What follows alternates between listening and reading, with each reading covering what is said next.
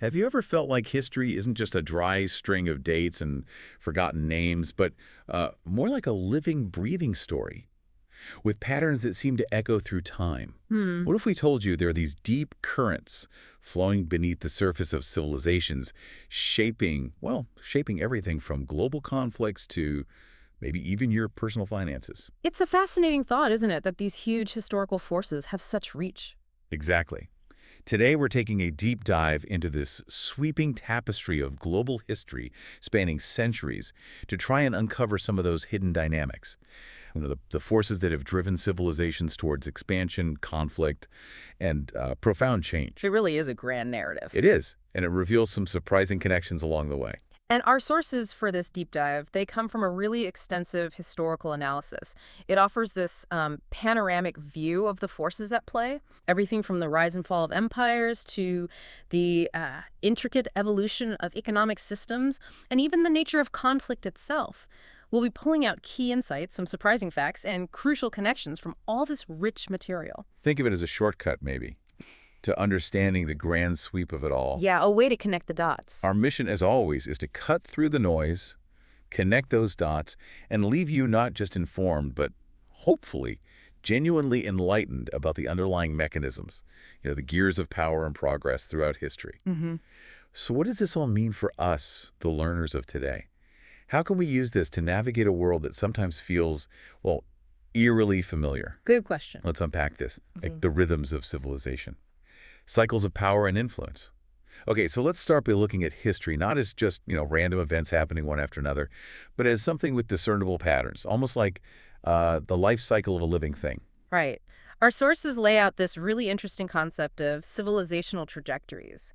They suggest there's this fairly consistent seven-stage life cycle that civilizations tend to follow. Different stages. Okay, walk us through that. Sure, so imagine a civilization starting with a mixture of cultures, different groups interacting, blending. Okay. Then comes a gestation period, kind of a crucible where a new, unique identity starts to form. Right, it solidifies. Exactly. Then you get a robust expansion phase, growing territory, influence, population, that kind of thing. Very energetic. That makes sense. Growth, but that's often followed by an age of conflict. This can be a really rough period, lots of internal strife, external wars. The civilization might fracture or it might consolidate under pressure. A testing time. Very much so. If it survives, it could merge into a universal empire. Think centralized control, relative peace within its borders, but maybe losing some dynamism. Like the peak, but maybe the start of the plateau. Perhaps. Because even that peak often leads into decay, a slow decline in vitality, cohesion, internal strength. And ultimately, that can lead to invasion, which might mean transformation by outside forces, or sometimes its outright end. Wow. So it's this grand arc. Birth, growth, maturity, conflict, maybe a universal state, then decline and potentially replacement. That's the basic framework, yeah. And what's really striking is how this seems to play out in the transitions between civilizations. You see these patterns of conquest and succession repeating again and again. Give us an example. How did this work historically? Well, take ancient Mesopotamia, often called the cradle of civilization. Our sources show a clear pattern there. Its core, its vibrant heartland, was first conquered around 1700 BC by Babylonia, which was, semi-peripheral, not totally alien, but adjacent. Okay, so a neighbor takes over the center. Right. But then, as the civilization moved deeper into its cycle, the entirety of Mesopotamian civilization was eventually absorbed by Assyria, a much more distant, truly peripheral power. That was centuries later. So the conquerors come from further and further out? It seems that way sometimes. And then Assyria itself was replaced by the even more peripheral Persian Empire. It illustrates this kind of progression. Internal power shifts first, then absorption by forces from the fringes as the core weakens. And we saw a similar dynamic in classical civilization too, right? Greece and Rome. Absolutely.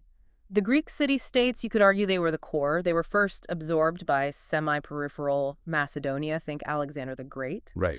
But then ultimately, it was the peripheral power of Rome, starting way out on the fringes, that conquered the entire classical world and created its vast universal empire. It's almost like history has this gravitational pull, drawing in new energy from the edges as the old centers lose steam. It's a compelling way to look at it. And what's really interesting, or maybe sobering, is that Western civilization itself, our own historical context, seems to have played a pretty unique and sometimes destructive role in this cycle. How so? Our sources point out how Western civilization has, quote, destroyed, or is maybe still destroying, 6 other distinct civilizations.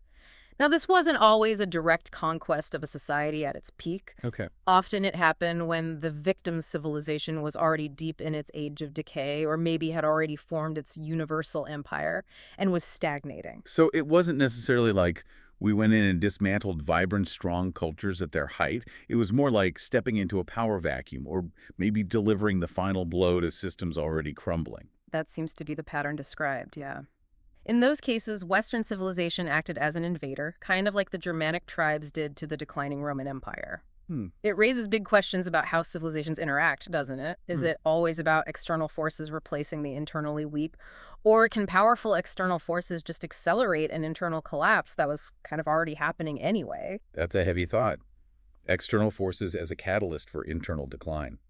And speaking of external forces, let's shift to how culture itself spreads. Because it's definitely not uniform, is it? Not at all.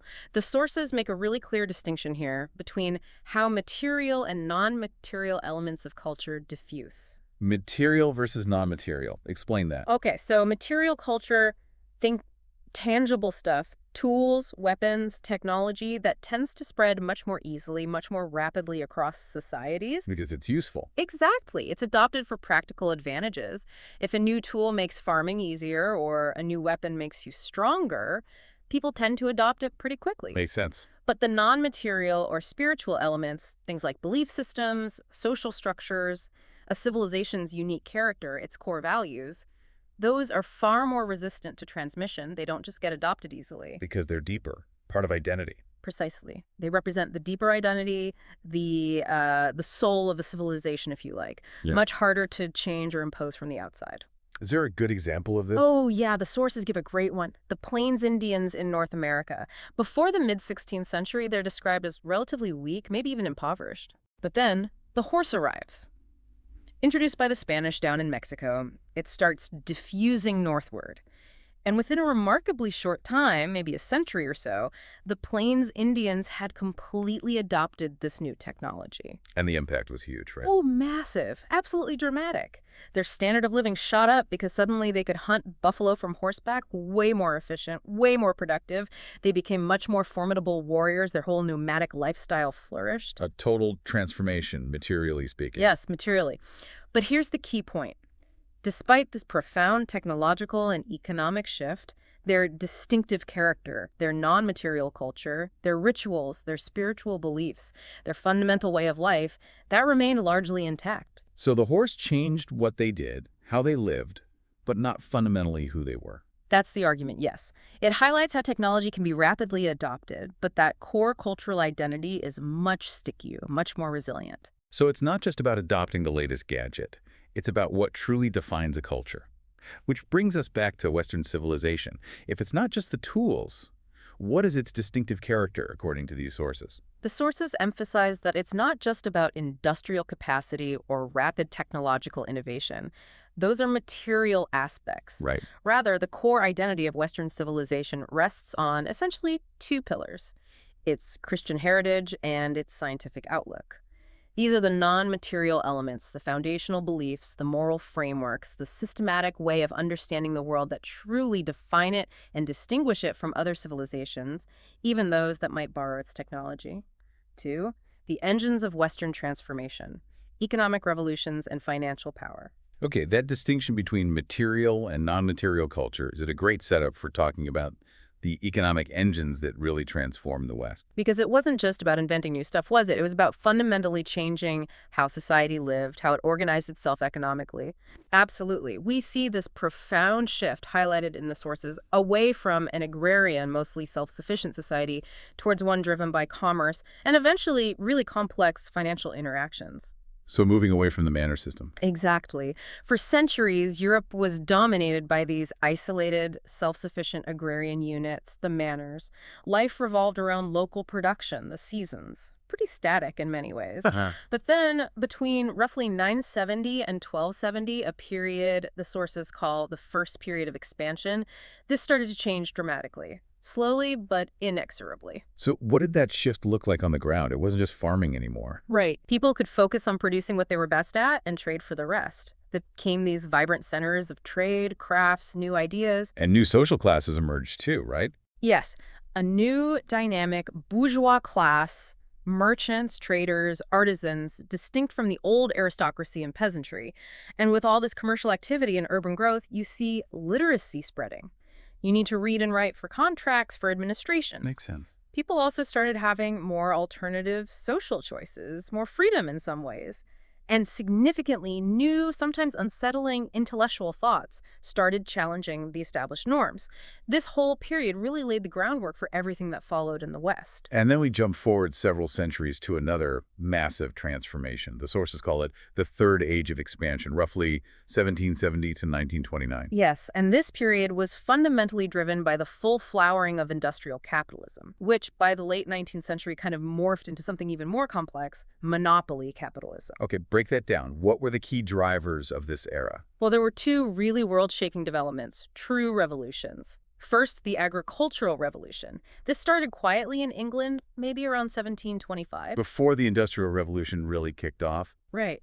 Before this, most people were tied to the land, just producing enough food to survive. Farming was incredibly labor-intensive, not very efficient. So what changed? What was the outcome of this agricultural revolution? The efficiency gains were just immense. It allowed for this unprecedented release of human labor from the land. Fewer people needed to farm. Exactly. The sources note that by 1900, in some advanced areas, 3 people could produce enough food for 21 people. Think about that. Wow. It's not just about feeding more mouths. It's about freeing up those other 17 people to do something else, work in factories, provide services, innovate. It fundamentally changed the social and economic structure. But this huge shift in farming, it didn't spread evenly across Europe, did it? No, not at all. Its diffusion was remarkably slow and uneven. That created deep disparities. England got it going before 1725. France, not really until after 1800. Germany, northern Italy, maybe after 1830. And some places lagged even further behind. Oh, yeah. As late as 1900, it had barely touched places like Spain, southern Italy, the Balkans, Eastern Europe. This uneven spread of basic agricultural efficiency had huge consequences for everything else: industrial development, social stability, even political power. It created a kind of multi-speed Europe. And then layered on top of that, you have the Industrial Revolution itself, conquering the problem of making stuff, right? Mass production. Absolutely. The Industrial Revolution meant goods could be produced with incredible efficiency and volume, transforming economies from local crafts to mass production, changing everyday life completely. Right. But as industrial capitalism matured, especially after about 1850, it led to this new, even more powerful phenomenon: financial capitalism. Okay, so how did that progression work? Commercial, then industrial, then financial. What's the difference? Good question. Initially, commercial capitalism was about making profits from the exchange of goods. Think merchants buying low, selling high, moving things around. Then, industrial capitalism shifted the focus to profits from the manufacture of goods. Build a factory, make something, sell lots of it. Right. But after 1850, financial capitalism emerged. Here, profit-seeking moved towards the manipulation of claims on money, managing credit, investments, foreign exchange, complex financial deals. It's more abstract. Right, dealing with money itself, not just physical goods. Exactly. And by the late 19th century, especially after 1890, this evolved further into monopoly capitalism. The goal here wasn't just to compete, but to manipulate entire markets to maximize profits, often by controlling production and prices. So controlling the game itself, not just playing it well. And the sources talk about the money power as a really key player here. Who exactly were these international bankers? Right. The term international bankers, or you might hear merchant bankers in England, private bankers in France, investment bankers in the US, it refers to this relatively small, highly interconnected group of powerful individuals and firms. And what characterized them? Our sources describe them sharing a distinct set of traits: a profound, almost ideological devotion to deflation. They called it sound money. Why deflation? That seems counterintuitive to economic growth sometimes. Because it generally meant high interest rates, which increased the value of their financial claims, their loans. It strengthened the purchasing power of the money they dealt in.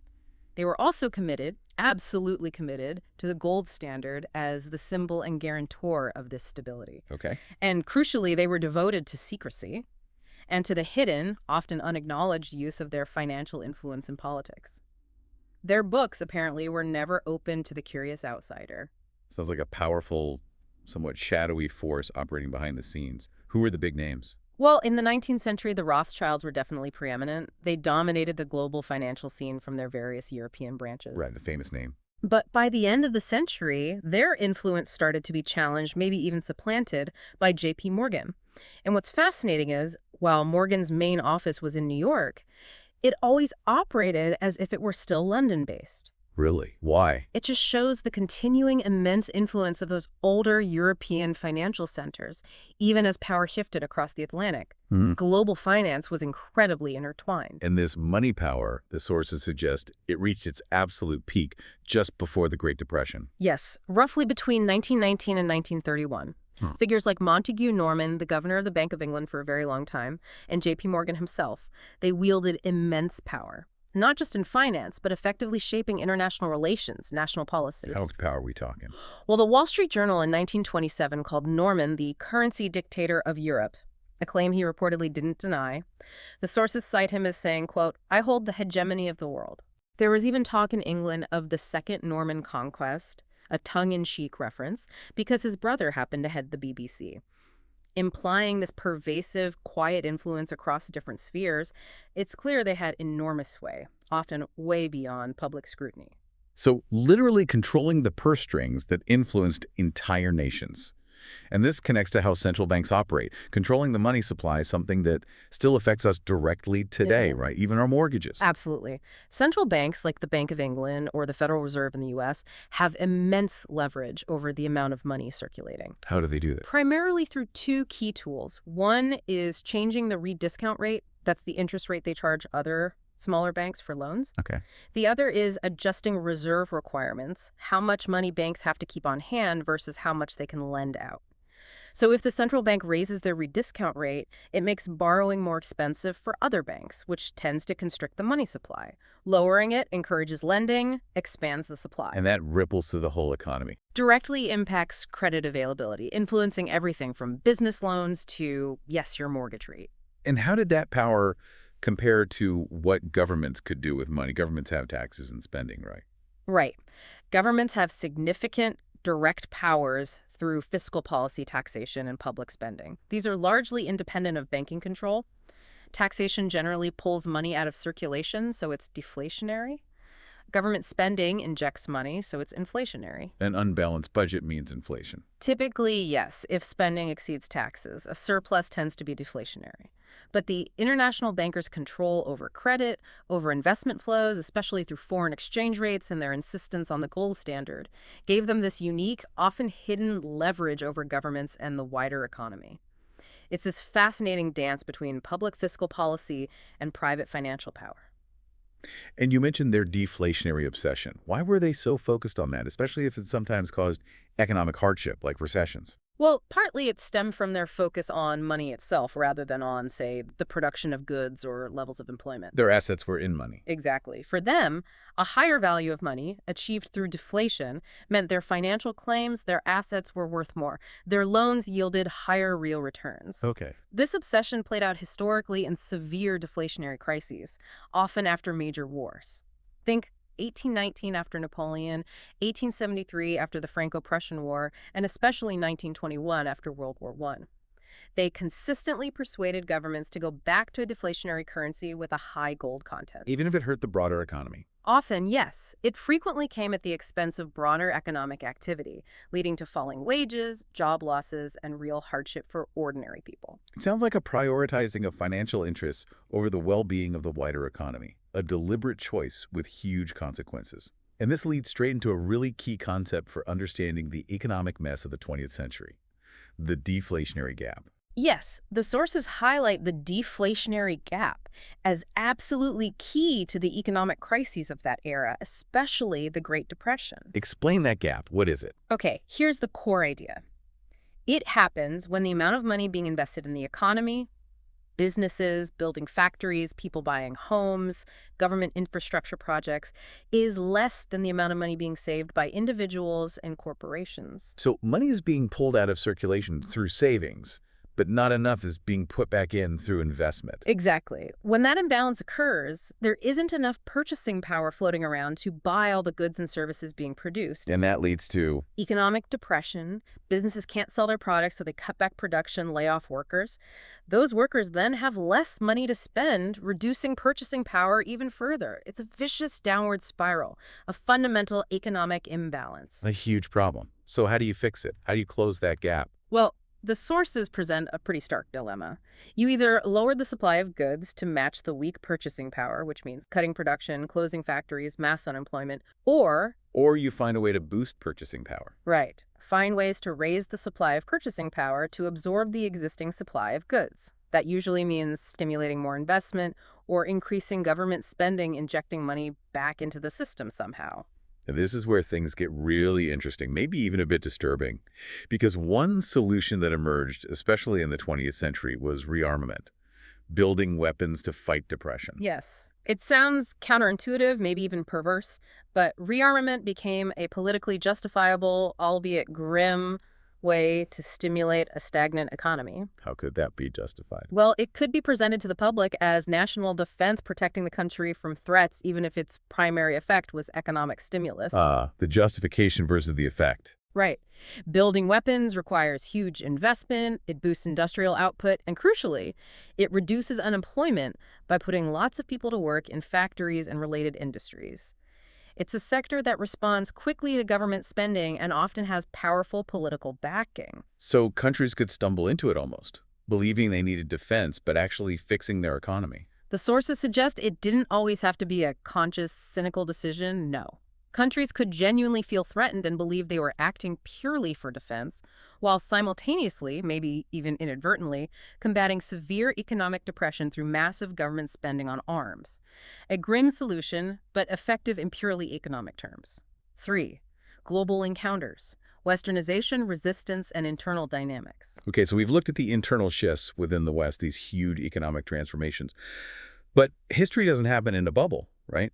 The West's growing power inevitably spread out, profoundly reshaping other civilizations it encountered. Absolutely. These encounters were often complex, sometimes violent, always transformative. Let's look at some of those encounters. Maybe start with Russia, a civilization that definitely developed on a very different path from Western Europe. Russia's a fascinating case, yeah. Its historical roots, especially this enduring legacy of military autocracy, maybe even totalitarianism, were very different. They derived significantly from the Byzantine Empire. Passed on through Orthodox civilization. Exactly. It was a system where the state was supreme, often encompassing religious, social, economic life, very centralized, with little room for individual liberties or independent institutions as understood in the West. And the Mongol invasions later on, they seemed to just intensify those trends, didn't they? Almost lock Russia into that past. They certainly reinforced it. The Mongol, or Tatar, invasions after 1200 solidified this pattern of foreign exploitation imposed on the Slavs. It deepened an already existing two-class structure, a powerful, centralized state and a subjugated peasantry. So external domination reinforced internal structure. Right. This long period of external pressure further strengthened autocratic tendencies, and the binding of the peasantry to the land they needed serfs to serve the state's military needs and pay tribute, rather than fostering independent development or civic life. Which created this deeply contradictory internal situation, leading to a long, often violent struggle for reform, especially in the 19th and early 20th centuries. Precisely. Russian society was plagued by a string of weak leaders.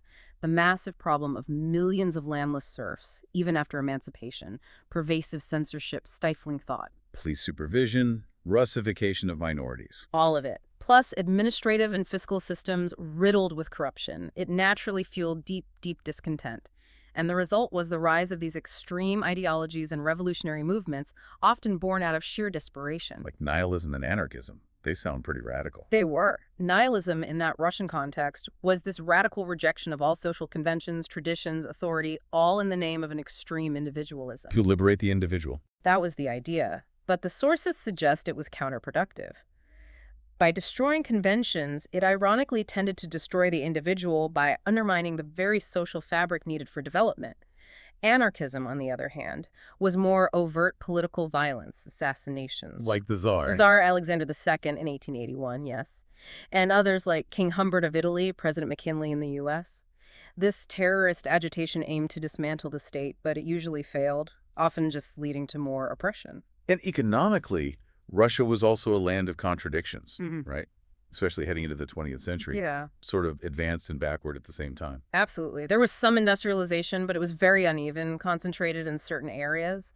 Russia might have had relatively high horsepower per worker in some modern sectors compared to other parts of Europe, Right. but it critically lacked entire industrial fields, machine tools, automobiles, things vital for real self-sufficiency.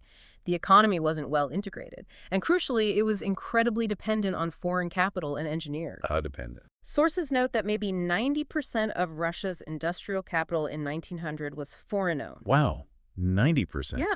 So much of its development was geared towards foreign interests or state-driven heavy industry, not necessarily consumer goods for its own vast population, especially the peasantry, which just exacerbated social tensions. And this tendency towards extremes, it wasn't just political or economic, it extended to intellectual life, too. That's a profound point the sources make. Russian thinkers often seem to polarize complex human experiences into these stark, mutually exclusive dualisms. Westerners versus Slavophiles, individualism versus community, freedom versus fate, autocracy versus anarchy. Black and white thinking. A tendency towards it, yes. Pushing concepts to their absolute limits, whether it was property, reason, the state, even personal relationships. You see it reflected powerfully in writers like Tolstoy and Dostoevsky. Even as late as 1910, they were still deeply rooted in that Greek Byzantine intellectual tradition, often seeing worldly success as a barrier to spiritual life, seeking eternity through radical means. Okay, let's shift geography. Move west and south to the Ottoman Empire. Another ancient power facing immense pressure from the West, often being forced into reforms it couldn't really implement. Right. By the 19th century, the Ottoman Empire was clearly in decline, struggling with political and military weakness, especially against Russian expansion and rising nationalism among its Balkan subjects. So they tried to reform, to westernize. They made efforts, yeah. Grand edicts were issued, like in 1839 and 1856, promising reforms. But often these were pushed by the great powers, not really arising organically from within. And they didn't stick. Largely ineffective in practice. There was deep resistance from conservative Muslim elements, and deeply ingrained customs made it almost impossible to change things just by issuing decrees. Too much inertia, too much opposition. So lots of talk, little action, and as a result, Europe started carving up its territory. Pretty much. This period saw the liquidation of the Turkish position in North Africa, a systematic chipping away of its empire. France took Algeria, then Tunis. Britain occupied Egypt, crucial for the Suez Canal. Even Italy jumped in, claiming Tripoli. It just dramatically weakened the Ottomans strategically, economically, psychologically. But Germany had a different approach, didn't they? Less about carving it up, more about influence. Germany played a different game, yeah. Their strategic interest wasn't direct colonization. Instead, they started to invade Anatolia, economically setting up trading agencies, banks, aiming for influence in markets. And politically. Politically, Germany actively tried to strengthen Turkey's international position, seeing it as a useful counterweight in European power politics. You had Kaiser Wilhelm II making these big, publicized visits to the Sultan, pledging friendship to him and, quote, the 300 million Mohammedans who revere him as caliph. Trying to build an alliance. Right. And most importantly, Germany pushed hard for the Berlin to Baghdad railway project. The famous railway. Yeah. Allied propaganda painted it as this aggressive imperialist wedge. But the evidence suggests Germany was really aiming more for economic cooperation and stable influence, not necessarily grabbing territory like the others. But all this internal pressure and external meddling eventually led to the Young Turk Revolution in 1908. What drove that? Discontent was just boiling over within the Ottoman Empire, especially among educated minorities and within the military who chafed under the Sultan's weak rule. There were these congresses, mostly in Paris, trying to reconcile all the different ethnic and linguistic groups, find some common ground. But it was the military that acted. Yes, military discontent finally exploded in July 1908. They forced the Sultan to bring back the liberal constitution of 1876. So, a moment of unity. Very brief. Divisions quickly reappeared. The Young Turks started imposing their own ideas of a dictatorial Turkish national state, often ruthlessly suppressing minority rights. This sparked resistance from non-Turkish groups, from Orthodox Muslims. So you had all these unresolved internal conflicts simmering right up to World War I. Okay, let's pivot again to the British Empire. Vast, powerful, but also facing its own internal crises, its own debates about what the empire even was anymore. Not everyone in Britain was enthusiastic about it, were they? No, definitely not. Back in the mid-19th century, there was a strong current of suspicion towards the empire. Even prominent figures like Gladstone, the prime minister, saw it as a huge expense, something that dragged England into faraway problems and wars it didn't need. So a real debate about its value versus its cost. Absolutely, balancing prestige against blood and treasure. But then you had these powerful groups actively championing the empire, like the Rhodes-Milner Group. How much influence did they really have? Oh, their influence was pervasive, really shaped things from the late 19th century into the 1920s. Cecil Rhodes, for instance, using his vast fortune to push that Cape to Cairo railway dream, blocking other powers. Right.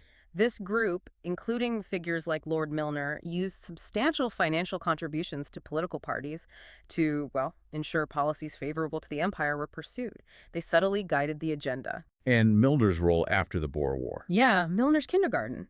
He administered the defeated Boer republics with this hand-picked group of loyal civil servants, meticulously reorganizing them to fit into the imperial structure. They were very effective operators. And this group was key in realizing the empire had to change, pushing for the shift towards the Commonwealth. Exactly. The Rhodes-Milner Group was the main driving force behind transforming the British Empire into the Commonwealth in the decade after World War I, roughly 1929.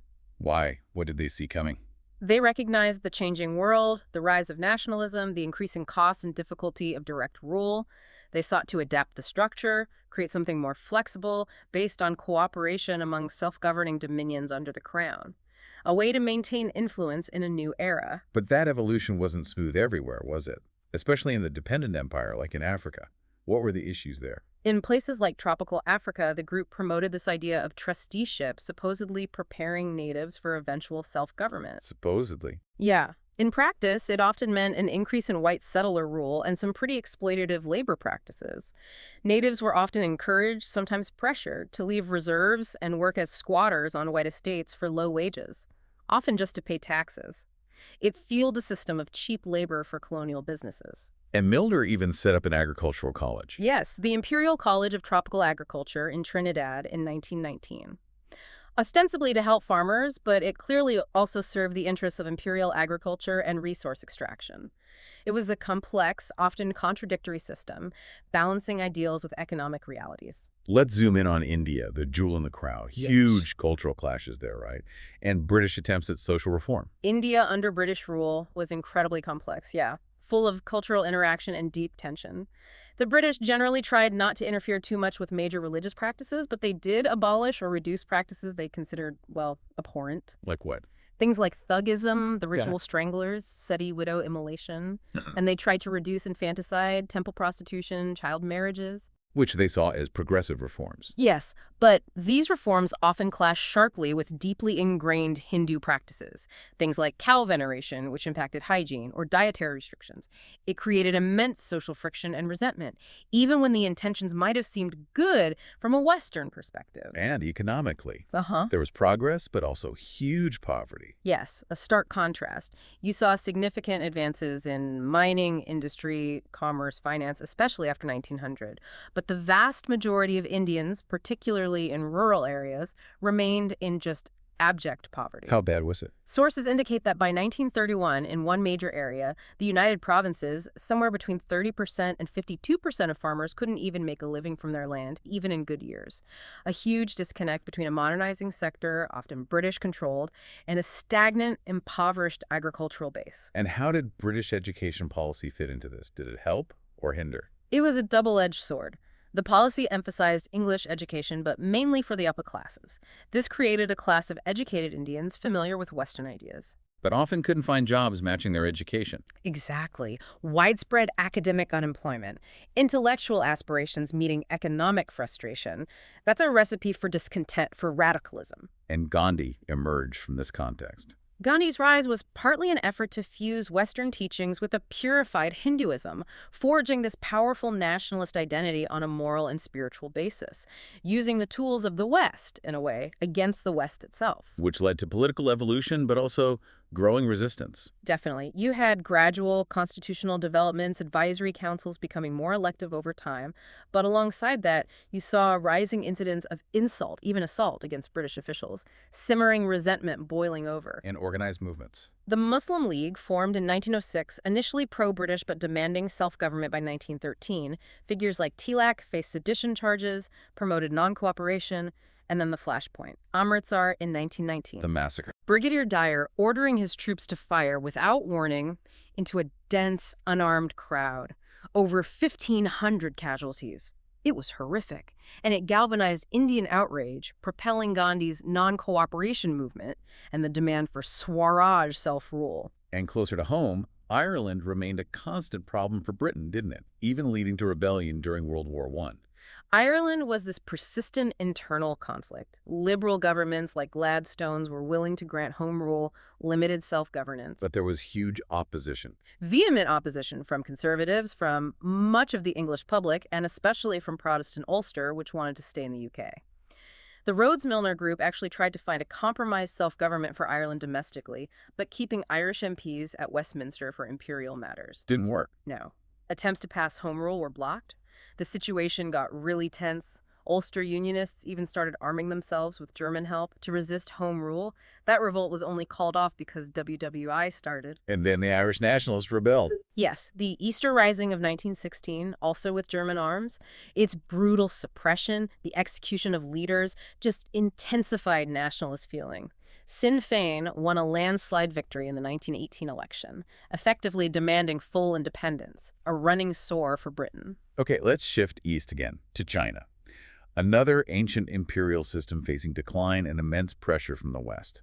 What was the situation there as the 20th century loomed? China was in a tough spot. The peasantry largely resisted changes to improve efficiency, fearing it would just mean more exploitation by landlords and officials. So stagnation from below. And the imperial power, the central government, didn't really push for efficiency either, as long as wealth kept flowing upwards to them. So you had this stagnant system, vulnerable to outside forces. Which made them susceptible to things like the unequal treaties. Absolutely. After the Opium Wars, Britain imposed these incredibly one-sided treaties, Nanking in 1842, Tientsin in 1858. What did they entail? China had to cede Hong Kong, open numerous treaty ports to foreign trade, accept a fixed low import tariff, no more than 5%, which killed any chance of protecting their own industries, pay huge indemnities, allow foreign embassies in Peking, legalize opium imports. Devastating. And they lost control over fringe areas, Burma to Britain, Indochina to France, plus European powers and Japan got leased territories all over the coast. And crucially, extraterritorial courts.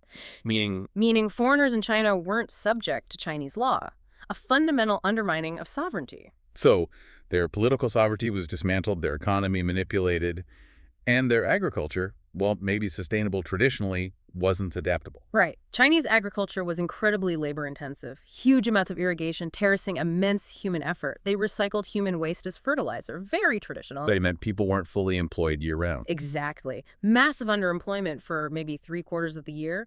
Labor was only fully needed during planting and harvest. This made adopting labor-saving Western tech difficult. It would just displace even more people. And this vulnerability, it let European goods wreck their local economy. Yes. Cheap, efficiently produced European industrial goods started destroying native handicrafts. This was crucial supplementary income for the peasants during their idle time. And China couldn't protect its industries with tariffs because of the treaties. Precisely. The European powers were united in preventing China from imposing protective tariffs. This economic exploitation stifled China's own development, keeping it dependent. Which brings us to a really interesting point from the sources about arming the masses in China, a kind of catch-22. Yeah, it's almost prophetic. Before about 1940, the peasantry was too poor to afford modern weapons. This meant they weren't a major threat to foreign powers or the ruling elite. Colonial control was relatively easy. But then came the war with Japan. Right.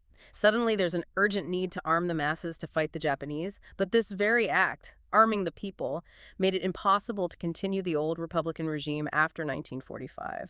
Because the newly armed masses saw that regime, allied with landlords and other exploiter groups as their enemy too. And the new, more complex weapons also made it impossible for old-style warlordism to return, but it also prevented a truly democratic regime from emerging easily. It favored centralized state control. Leading ultimately to the communist victory. That's the argument. The act of arming for defense fundamentally changed the internal power dynamics. The imperial system itself was already collapsing. Oh, yeah. Attempts at reform, abolishing the old civil service exams, setting up a Ministry of Education, drafting a constitution, they actually intensified revolutionary feeling by raising expectations. Then the emperor and the powerful Empress Dowager both died in 1908, leaving a 2-year-old child, Puyi, on the throne. Total leadership vacuum accelerated the whole collapse. Okay, one more major player in this era, Japan, took a very different path from China, didn't they? Embraced modernization, but combined it with militarism and expansion. Japan's transformation under the Meiji oligarchy from 1867 onwards was stunning. They created the appearance of democracy, a diet, political parties, but real power stayed with the genro, this unofficial group of elder statesmen. Which allowed for rapid top-down modernization. Exactly. Centralized control during a critical period. And this was paired with a specific authoritarian ideology. Yes, a state-propagated ideology rooted in Shintoism. It stressed this hierarchical society, loyalty to family, clan, nation, culminating in absolute subordination to the emperor, seen as a living god. No room for individualism. Explicitly no room. It was deeply embraced, especially rurally, providing this powerful, cohesive force for national unity and sacrifice. And economically, the zaibatsu, these huge corporate groups, played a massive role. Huge. These large family-controlled conglomerates like Mitsui, Mitsubishi came to dominate the economy. By 1930, just 8 of them controlled maybe 75% of corporate wealth. And the sources point to open corruption, links between these groups, politicians, sometimes the military. This concentration of power allowed for rapid industrialization, but also channeled it in specific directions. Like towards expansionism? It certainly facilitated it. Yeah. Their victory in the Russo-Japanese War in 1904-05 was a massive turning point. First Asian nation to defeat a major European power. Signaled their arrival. Followed by annexing Korea. Annexed Korea in 1910. Then came the 21 demands on China in 1915, trying to carve out a huge sphere of economic influence. That really alienated the U.S., a crucial shift in relations. And their economy shifted too. Big time. From focusing on light industry for export, Japan rapidly shifted towards heavy industry, specifically for armaments. Production soared between 1933 and 1938. This internal economic shift directly fueled the growing militarism and imperial ambitions. 4. The world at war, from trenches to total conflict. So it's pretty clear, by the early 20th century, the stage was set for just massive upheaval. All these internal dynamics, these global encounters we've discussed, they all seem to converge, leading almost inevitably to World War I. The tensions were incredibly high, yeah. What were the key factors in forming those complex alliances that eventually dragged everyone into the war? Well, the big alliances, like the dual alliance between Russia and France in 1894, were driven primarily by fear. Fear of Germany. France feared Germany on the Rhine. Russia feared German backing for Austria in the Balkans. Exactly. Then you had the Anglo-French Entente in 1904, not a formal military alliance initially, more a diplomatic understanding to settle colonial disputes, because both saw Germany as the bigger long-term threat. And that got solidified with the Anglo-Russian Entente. In 1907, yes. Meanwhile, Italy, though technically allied with Germany and Austria, had already weakened that triple alliance back in 1902 by promising France neutrality under certain conditions. So you had this intricate web of agreements. Designed for defense, but making conflict more likely. Ironically, yes. A local dispute could suddenly escalate into a continent-wide war because everyone was obligated to jump in. And the sources point to something interesting, maybe overlooked. Democratic pressures actually playing a role in escalating tensions. That's not the usual narrative.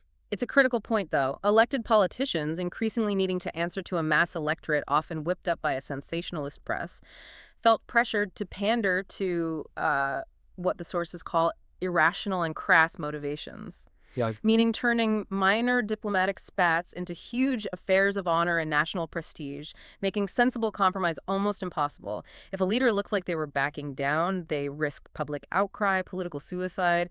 Every little dispute became this test of national will. Which sets a pretty grim stage for the horrors of the Great War itself. It quickly bogged down, didn't it? Especially on the Western Front. Yeah. Just brutal stalemate. Unbelievably brutal. The Western Front became this static line, channel to Switzerland, basically unchanged for over 3 years. Millions of casualties, futile attempts to outflank just led nowhere. Attrition warfare on a scale never seen before. Offensive tactics just didn't work. Disastrously ineffective against machine guns, barbed wire trenches. Bayonet assaults, which were still standard doctrine, just created mountains of dead and wounded for little or no gain.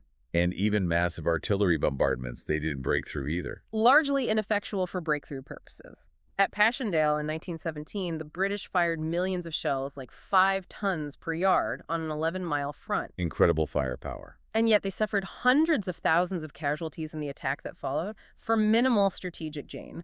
It just showed the tragic failure of old tactics against modern defensive tech. But the war also spurred new, terrifying weapons. Oh yeah. Poison gas, first used by the Germans in April 1915, added a whole new level of horror. Tanks came along, but their potential wasn't really figured out until 1918 when they were finally used en masse. Too late to prevent the years of carnage. Meanwhile, over on the Eastern Front, Russia was collapsing. Huge implications. Massive. The strain of the war, combined with all those pre-existing internal weaknesses we talked about, led to 2 revolutions in Russia in 1917. The Bolsheviks took over. Promising peace and land, they seized power. And then they were forced to sign the incredibly harsh Treaty of Brest-Litovsk with Germany in March 1918. Who did they lose? Huge territories. Finland, the Baltic states, Poland, Ukraine. It effectively took Russia out of the war, freeing up German troops for one last big push in the West. And the nature of the war itself became total, right? Blurring lines, making neutrality almost impossible. Yeah, it rapidly escalated into total war. The distinction between combatants and non-combatants blurred. The Allies blockaded the Central Powers, controlling the seas, limiting neutral imports. Germany retaliated with unrestricted submarine warfare, sinking neutral ships in declared war zones. Which the U.S. protested. The U.S. accepted the British war zone, but protested the German U-boat zones. Led to some ironic comments, like a senator noting the humanity of the submarine versus floating mines. But the point is, this total nature, mobilizing entire nations, made neutrality very difficult, and a negotiated peace almost impossible. Any concession felt like aiding the enemy. And the post-war world was further complicated by all the secret deals made during the war, wasn't it? Especially about carving up the Ottoman Empire. Absolutely. While President Wilson was promoting his idealistic 14-point self-determination, open diplomacy, the Allies had already made secret deals to partition the Ottoman Empire amongst themselves. Like Sykes-Picot. Sykes-Picot dividing the Middle East, the McMahon-Hussein letters promising an Arab state, the Balfour Declaration supporting a Jewish homeland in Palestine. Often conflicting promises drawn up without consulting the people living there, created huge problems later on. And the Treaty of Versailles itself, meant to bring peace, instead just fueled resentment, especially in Germany. That's a central argument. Wilson had promised Germany the peace would be negotiated based on his 14 points, a fair resolution. But it wasn't. Instead, Versailles was largely imposed on Germany. Many of Wilson's points were ignored, and the infamous war guilt clause, blaming Germany entirely, caused deep, lasting bitterness. Which led to the stabbed-in-the-back myth. Yes. The claim by German militarists later that the army wasn't beaten but betrayed by civilians, socialists, Jews, Catholics. Our sources explicitly refute this, stating the German army was clearly beaten in the field, and the High Command itself demanded the armistice to avoid military collapse.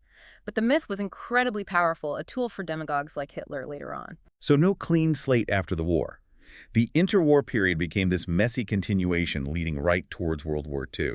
And there was this dangerous illusion, wasn't there? This desperate desire to just return to 1913. A profoundly dangerous mindset in the 1920s, yeah. People yearned for the perceived stability and normalcy of the pre-war world. They refused to accept that the war had caused permanent, irreversible changes. Oh, they pretended. They constructed this false facade of pretense, acting as if they could just wish away the war's impact. This denial prevented real problem solving, just letting underlying tensions fester, a ticking time bomb. And the economic consequences of the war and the solution were just devastating. Oh, catastrophic. Rampant inflation wiped out savings, especially for the middle class. Public debts ballooned, maybe 1,000% in some countries. Wartime production had artificially expanded industry and agriculture, creating gluts that peacetime demand couldn't absorb. And new borders didn't help. Made things worse. Previously, backward areas had industrialized during the war and weren't willing to go back to just supplying raw materials. And all the new political boundaries carved across Europe disrupted old trade patterns, making economic recovery incredibly difficult. And right at the heart of these economic woes was the reparations nightmare forced on Germany. Reparations were a constant source of poison in international relations. Germany argued it couldn't pay, demanded a moratorium as early as 1922. France responded by occupying the Ruhr industrial region in 1923. Which backfired. Economically ruinous for everyone and just fueled more German nationalism. Plans like the Dawes Plan, the Young Plan, tried to restructure payments, but they never solved the fundamental problem. Hitler dramatically repudiating all reparations in 1933 was almost inevitable, symbolizing the total breakdown. And the League of Nations, the great hope for collective security and disarmament, it largely failed too. Sadly, yes, its failure was stark.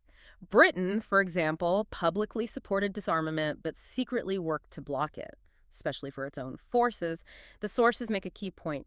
Countries which feel insecure are not going to disarm. Idealism versus power politics. Exactly. The League's idealism crashed against reality. Its failure to act decisively against Japan's invasion of Manchuria in 1931 showed its impotence, and it just started to disintegrate after that.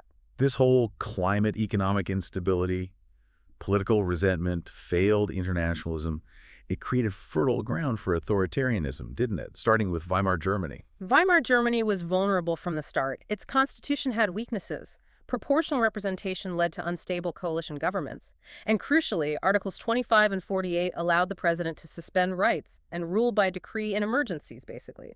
A legal path to dictatorship. And Hindenburg's election as president didn't help. Seen as a fatal blow. He was a nationalist figure, not really committed to democracy, and his presidency was hit by scandals like the Osthilfe subsidies meant for struggling farmers ending up with bankrupt aristocrats, rampant corruption that fueled public cynicism. And this environment allowed the Nazis, initially a fringe group, to rise. They were clever.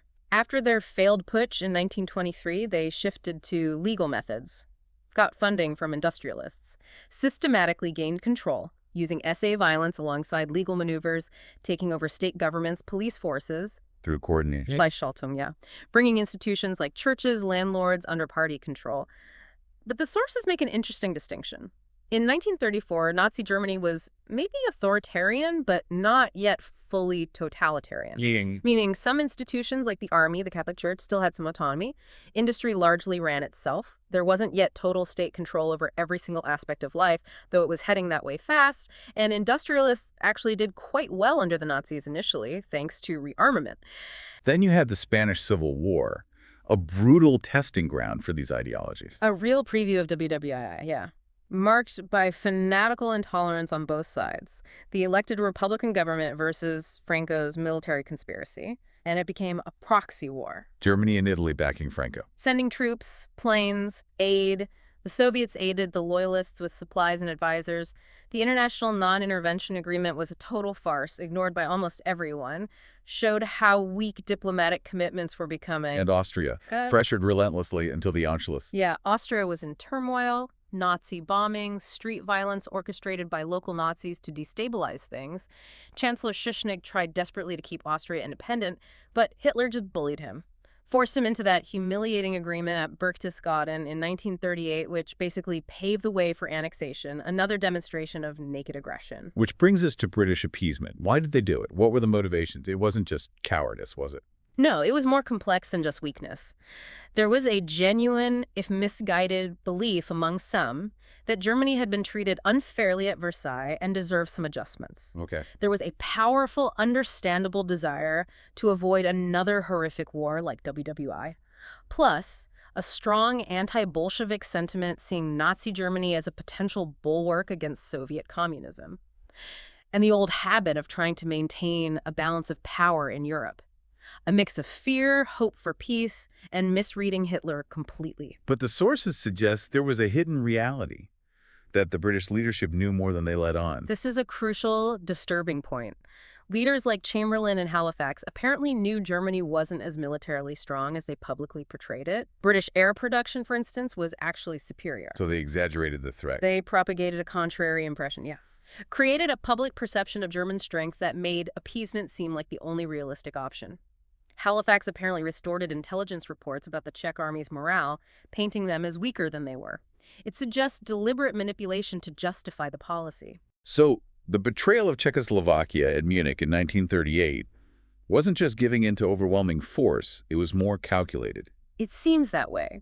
Britain and France pressured the Czechs, relentlessly forced them to renounce alliances, accept a guarantee from France and Germany, but pointedly not from Britain, leaving them isolated. And there was even a plot to overthrow Hitler. Yes, by German generals if Britain stood firm. The British government knew about it, but chose not to encourage it. Munich, where they handed over the Sudetenland, actually left Hitler feeling cheated out of a war. He wanted conflict, and Munich just convinced him the Allies were weak and wouldn't fight. And then the British guarantee to Poland in March 1939, ironically, did that make war more likely? It seems it did.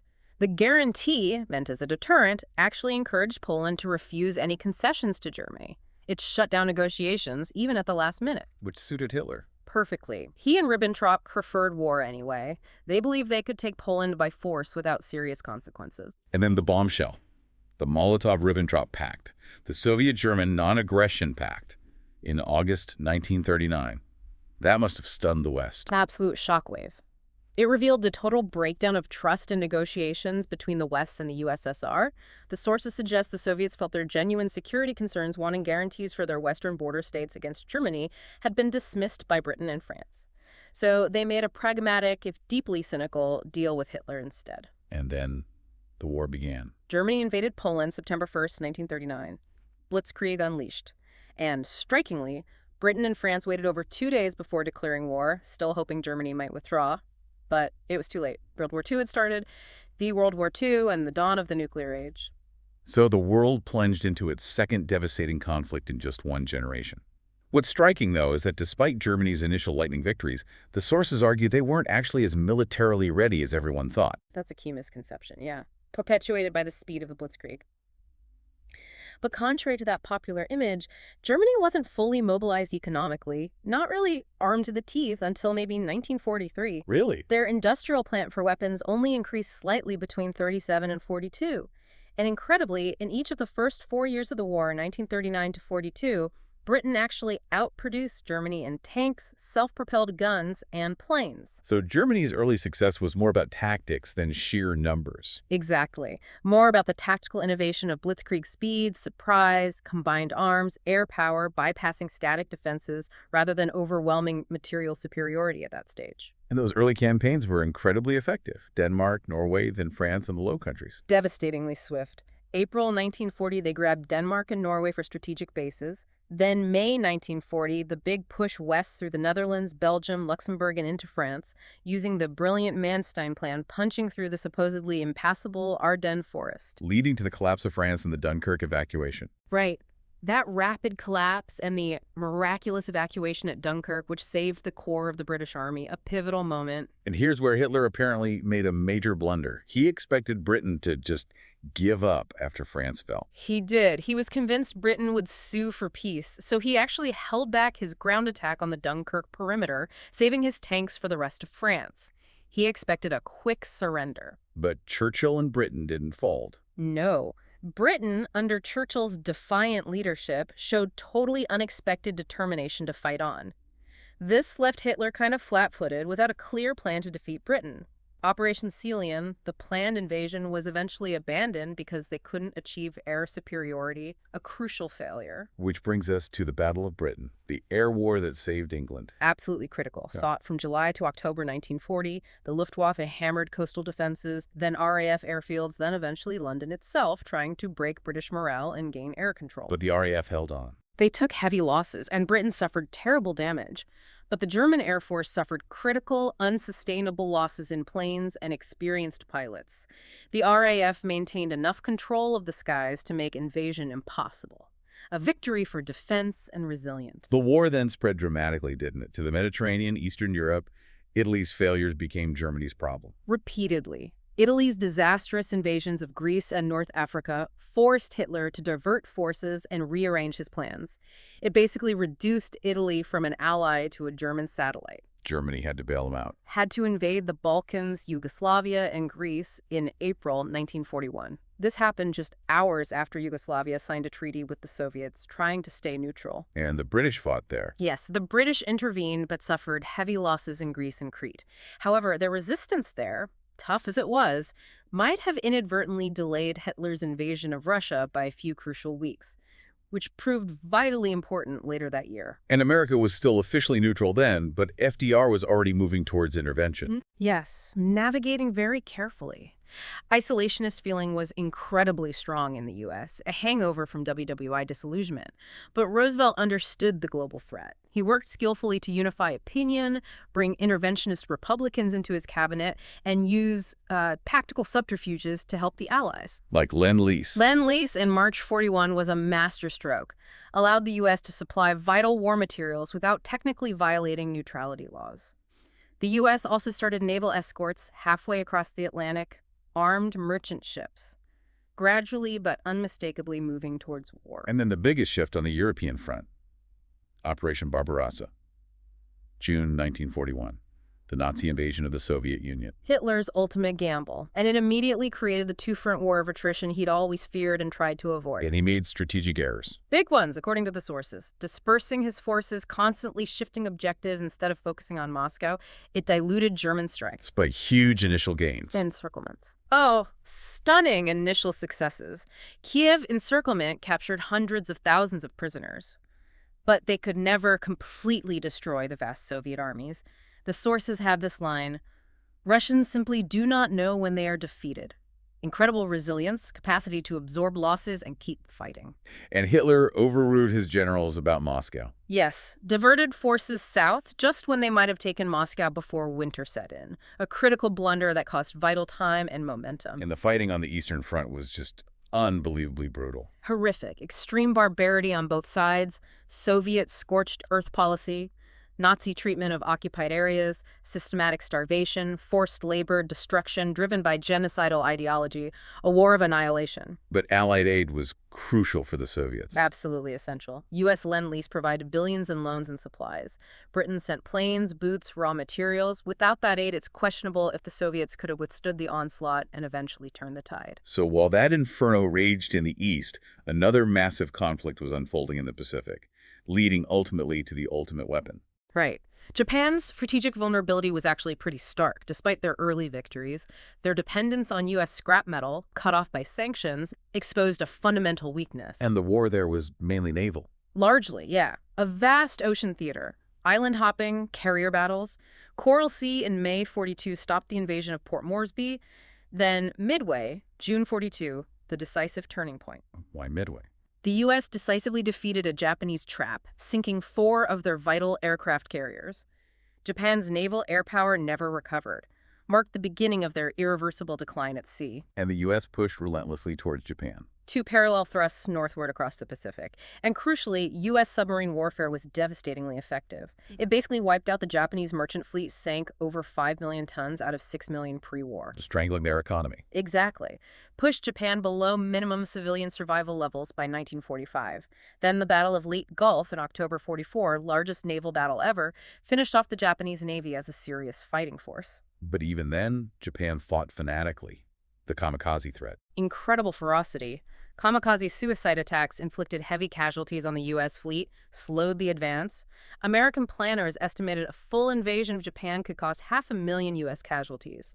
A horrifying prospect. And Japan still had thousands of kamikaze planes ready. Even in August 1945, thousands ready to go. Shows their desperate, unyielding resistance. Right. And that's the grim backdrop to the decision to use the atomic bomb. Which takes us to that pivotal, morally fraught moment. The bomb's development started with abstract science. Yeah, back in 1938, Otto Hahn's fission of uranium. Then brilliant minds like Bohr, Einstein, Frisch, Meitner realized the immense implications. The atomic age began. The concept of critical mass was key, how much material you need for a chain reaction. And the race was on. Pretty much, the fear was Nazi Germany getting it first. That spurred Roosevelt to create the National Defense Research Committee, which became the Manhattan Project. Top secret, massive scale. Colossal. The British helped too, bringing crucial research on radar, explosives, uranium isotopes in 1940, gave the U.S. effort a big boost. The technical challenges must have been unbelievable. Astronomical, like separating the tiny amount of fissile U-235 from the common U-238. They developed gaseous diffusion, electromagnetic separation. The Y-12 plant at Oak Ridge for electromagnetic separation was enormous, 825 acres, giant magnets. Using silver for wiring. Yeah. Because of wartime copper shortages, they secretly borrowed 14,000 tons of silver from the U.S. Treasury to wind the magnets. Just staggering scale and ingenuity. And then the decision to actually use it. The sources call this a critical turning point. Absolutely. And they say clearly that at the time, no one involved had a complete or adequate picture. The scientists didn't have full intel on the war situation. And crucially, Japan's defeat did not require the A-bomb, just as it did not require Russian entry into the war or an American invasion. So it wasn't strictly necessary for military victory. That's the argument. Other factors, interests, and non-rational considerations prevailed, maybe demonstrating power to the Soviets. Ending the war instantly to save American lives, regardless of Japanese civilian cost. It's complex. And it spurred the arms race. The sources suggest the U.S. directly pushed the Soviets to accelerate their own nuclear program, kicking off the terrifying Cold War arms race. And the bombings themselves. Hiroshima and Nagasaki. Devastating. Little boy on Hiroshima, August 6, 1945. Fat man on Nagasaki, August 9th. Japan, facing annihilation, finally surrendered on August 14th, with the emperor's position preserved. Though there was a brief military coup attempt by hardliners trying to stop the surrender. So the war ends, but the weapon used to end it immediately shapes the post-war world, sets the stage for the Cold War. What were the competing visions at Yalta, February 45, when the Allies tried to plan the future? Yalta really laid bare the competing, often conflicting goals. The Soviets' #1 priority, security on their western border. They wanted independent but definitely communist-influenced states in Eastern Europe as a buffer zone. And Britain. Britain desperately wanted to prevent the U.S. from retreating back into isolationism like after WWI and maintain Commonwealth unity and influence. And the U.S. under Roosevelt. Roosevelt also wanted to avoid isolationism. His big vision was a new global security organization, the United Nations, to prevent future wars through international cooperation. So idealism versus power politics right from the start. Pretty much. Roosevelt often used idealistic language, but the sources suggest his grasp of power politics was just as sharp as Churchill's or Stalin's, just less openly stated. Churchill was a master of balance of power strategy, already thinking about spheres of influence. And Stalin. Stalin prioritized spheres of power above all else. He saw international organizations as secondary, maybe even just tools for national interest.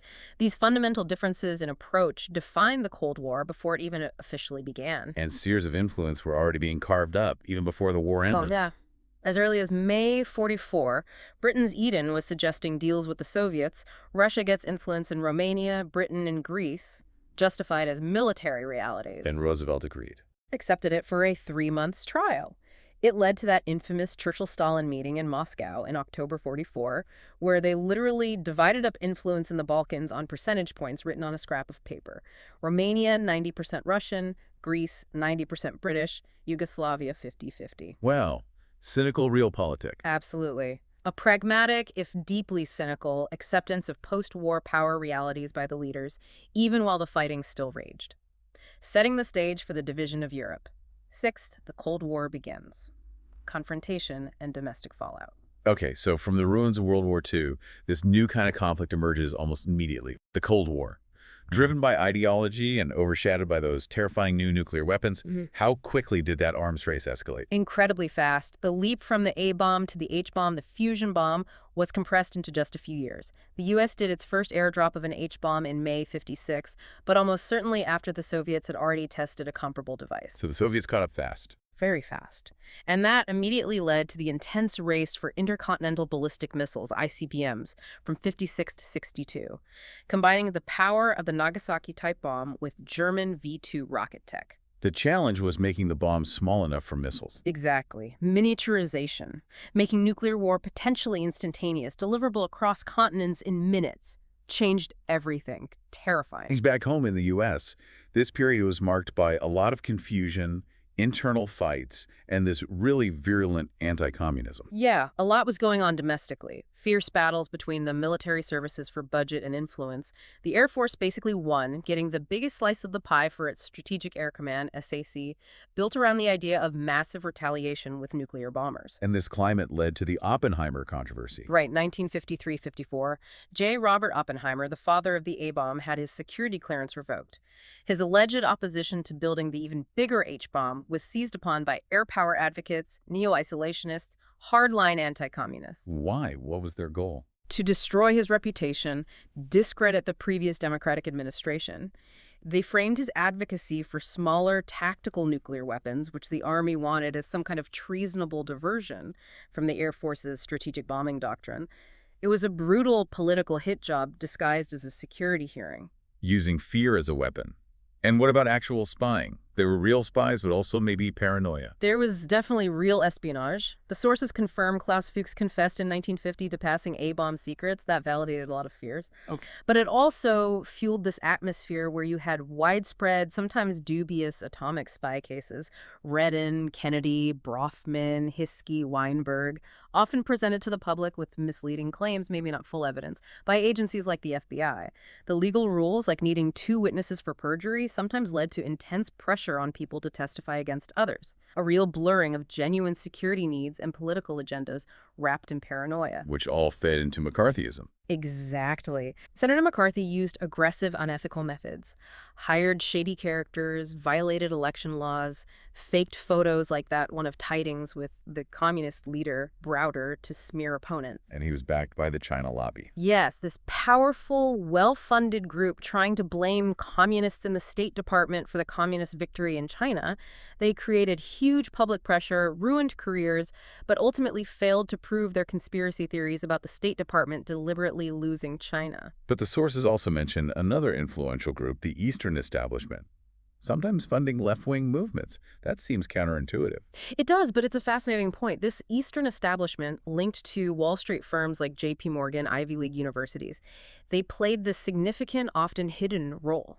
Apparently, decades earlier, the Morgan firm realized left-wing groups lacked funds and decided to subtly infiltrate them. By providing funding for individuals' research, travel, and exerting influence through managing large university endowments, people from this network held powerful government positions.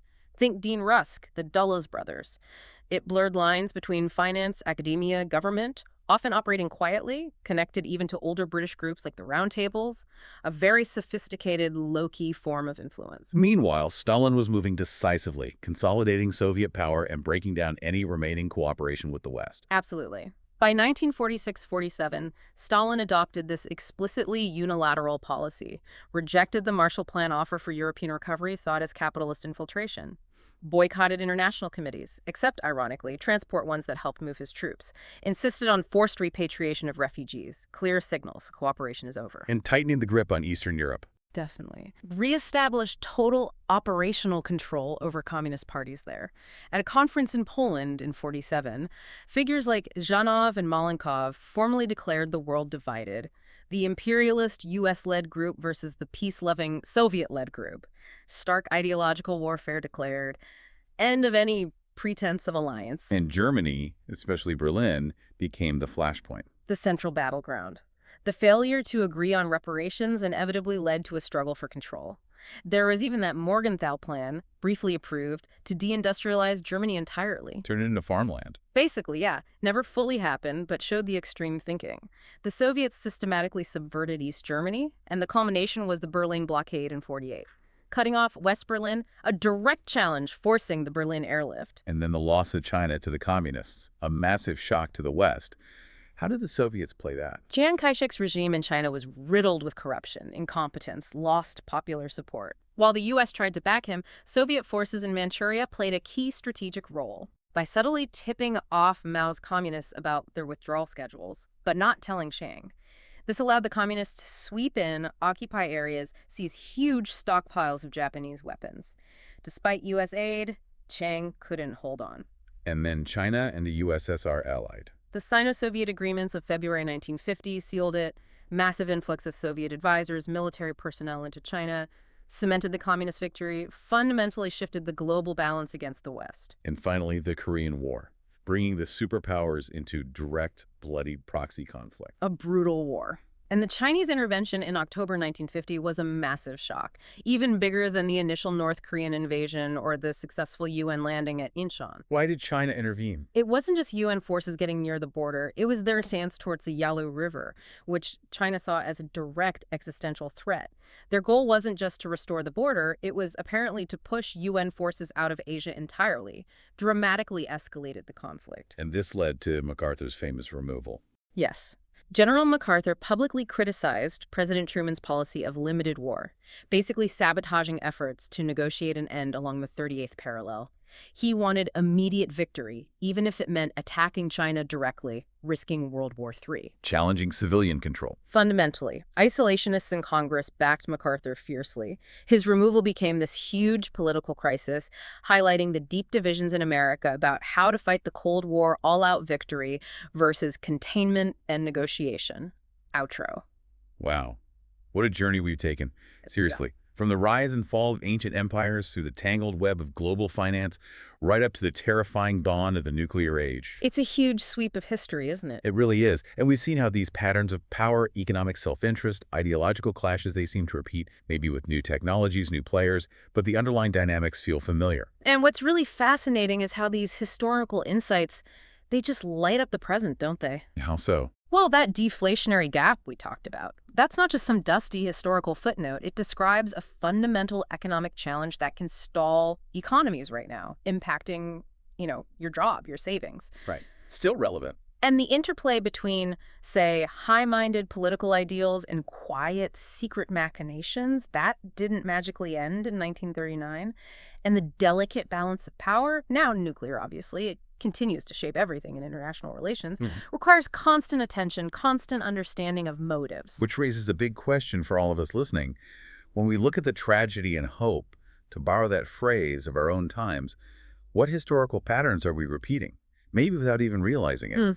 And more importantly, what can we actually learn from these deep dives into the past to help us navigate the very complex future that's ahead of us? That's the million-dollar question, isn't it? Perhaps the most critical takeaway, for me anyway, is that constant tension.